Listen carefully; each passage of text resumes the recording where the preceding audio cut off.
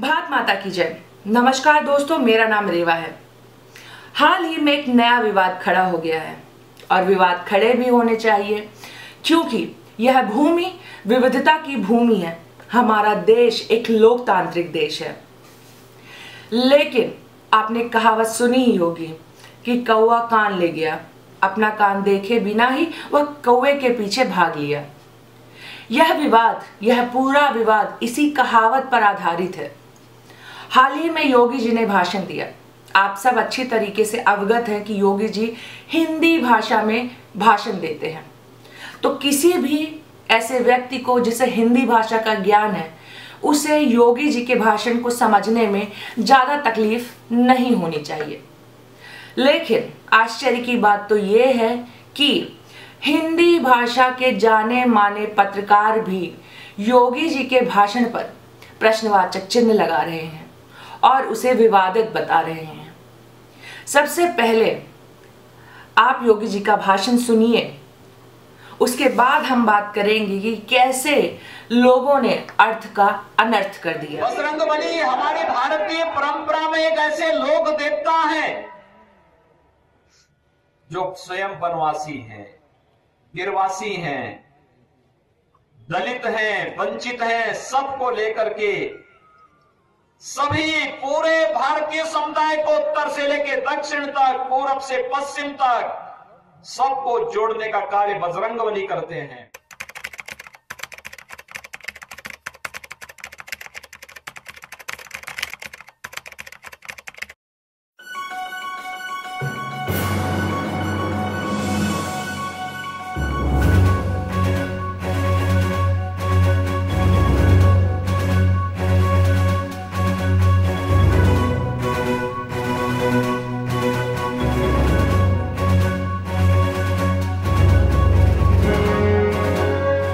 योगी जी का यही भाषण विवाद का कारण बन गया।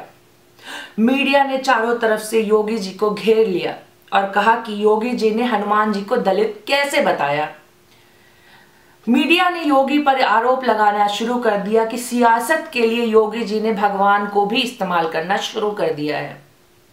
हालांकि यह बात अगर कोई अंग्रेजी भाषा का पत्रकार करे तो उतने अचंभे की बात नहीं है, लेकिन वर्षों से हिंदी में पत्रकारिता करने वाले जब पत्रकार ऐसी बातें करते हैं तब मन में दुविधा होती है कि क्या इस व्यक्ति को सच में इस भाषा का पूर्ण ज्ञान नहीं है, क्या यह सच में योगी जी के भाषण को समझ नहीं पाया, या किसी एजेंडा, किसी प्रोपेगेंडा के चलते भारतीय जनता पार्टी को घेरने के लिए, योगी आदित्यनाथ को टारगेट करने के लिए जानबूझकर इसे मुद्दा बनाया जा रहा है।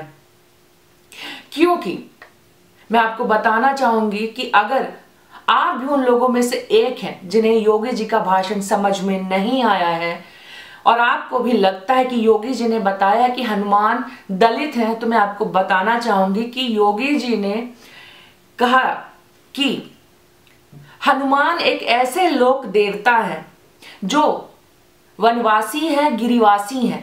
उसके बाद आता है पूर्ण विराम, फुल स्टॉप, और दूसरी लाइन में उन्होंने कहा है कि दलित हैं, वांछित हैं, उत्तर से लेकर दक्षिण तक हनुमान जी सभी को जोड़ने का काम करते हैं। लेकिन मीडिया ने वही किया, अर्थ का अनर्थ किया।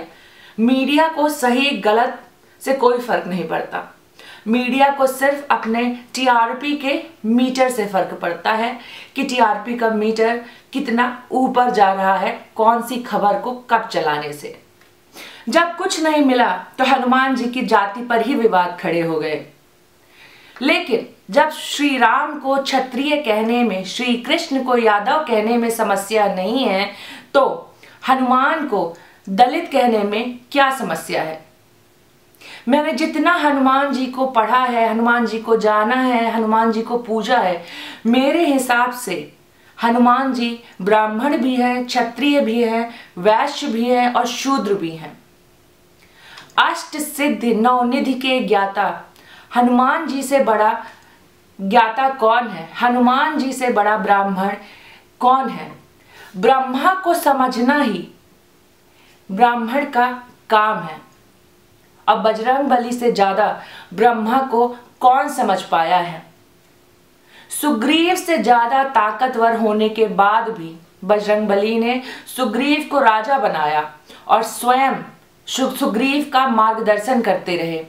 यही तो होता है एक ब्राह्मण का कर्तव्य, दूसरों को धर्म और अधर्म का फर्क बताते हुए मार्गदर्शन करना। तो आप बताइए, क्या नहीं हुए बजरंगबली एक ब्राह्मण? देखा जाए तो बजरंगबली से बड़ा कोई क्षत्रिय नहीं है। हिंदू धर्मों, हिंदू ग्रंथों के हिसाब से इस पूरे ब्रह्मांड में, पूरे विश्व में सिर्फ 2 ही बड़े युद्ध हुए, एक रामायण का युद्ध, दूसरा महाभारत का युद्ध। उस काल के सबसे शक्तिशाली शासक रावण को बजरंगबली ने अकेले नाकों तले चने चबाया। अपनी पूंछ में आग लगाकर रावण की लंका को तहस नहस कर दिया। रामायण के युद्ध में बजरंगबली मात्र एक ऐसे योद्धा थे जिसे कोई भी राक्षस मूर्छित तक नहीं कर पाया। बजरंगबली ने घर में घुसकर अहिरावण और महिरावण तक को मारा, लेकिन कोई भी बजरंगबली की परछाई तक को पकड़ न पाया। अब आप ही बताओ कि क्या बजरंगबली किसी क्षत्रिय से कम है? बजरंगबली से बड़ा कोई वैश्य नहीं है। उनकी वाणी बुद्धि का तो आप अंदाजा भी नहीं लगा सकते। बजरंगबली ने परिस्थितियों के मारे 2 ऐसे व्यक्तियों की संधि कराई जिसे एक दूसरे की सबसे ज्यादा जरूरत थी। बजरंगबली ने राम और सुग्रीव के बीच संधि कराई। यह इस दुनिया की, इस ब्रह्मांड की पहली राजनैतिक संधि है। राम जी ने सुग्रीव की मदद की बाली से मुक्ति पाने में, और सुग्रीव ने रामायण के युद्ध में अपनी सेना के साथ राम जी की मदद की रावण के खिलाफ लड़ने में। तो आप बताइए, ऐसी संधि कराने वाला व्यक्ति क्या किसी वैश्य से कम है? रही बात बजरंगबली के शूद्र होने में, तो शूद्र का शाब्दिक अर्थ होता है सेवक। तो आप बताइए कि बजरंगबली से बड़ा सेवक कौन होगा जिसने अपना संपूर्ण जीवन प्रभु श्री राम के सेवा करने में, प्रभु श्री राम के चरणों में ही व्यतीत कर दिया। बजरंगबली ने तन मन धन हर तरीके से श्री राम की सेवा की और बदले में न कभी कुछ मांगा, न कभी कुछ चाहा। तो आप बताओ, ऐसे निस्वार्थ सेवक से बड़ा दूसरा सेवक और कौन होगा? आप ही बताओ, क्या बजरंगबली से बड़ा शूद्र और कौन होगा? मैंने जो भी बातें बजरंगबली जी से रिलेटेड कहीं, बजरंगबली जी के लिए कहीं, वह सब मेरे निजी विचार हैं। मैं खुद एक हिंदू हूं, ब्राह्मण हूं, पर मैं जातिवाद पर विश्वास नहीं करती।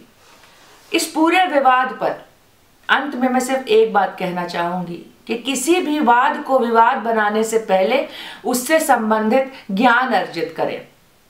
मीडिया की हर बात पर विश्वास न करें।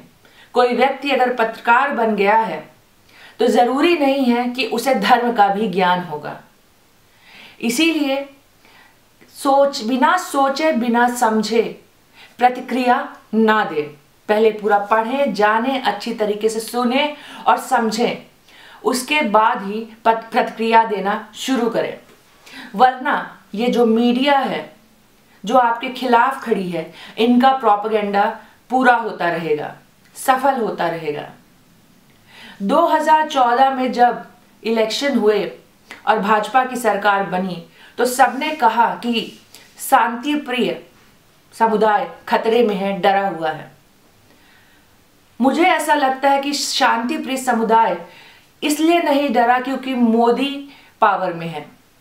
शांति प्रिय समुदाय इसलिए डरा क्योंकि पहली बार हम सब ने हिंदू बनकर वोट दिया और हमारे इसी मोमेंटम को तोड़ने के लिए मीडिया बार बार प्रोपेगेंडा फैलाती है। वो कुछ न कुछ बहाने बनाती है इस हिंदू के मोमेंटम को तोड़ने के लिए। इसीलिए मीडिया के प्रोपेगेंडा से दूर रहें और अपनी आंख और कान हमेशा खुले रखें। अगर यह वीडियो आपको पसंद आया हो तो मेरे वीडियो को लाइक करें, ज्ञान बढ़ाने के लिए, ज्ञान बांटने के लिए लोगों के साथ इसको शेयर करें और मेरे चैनल से जुड़ने के लिए मेरे चैनल को सब्सक्राइब करें। भारत माता की जय। जय हिंद।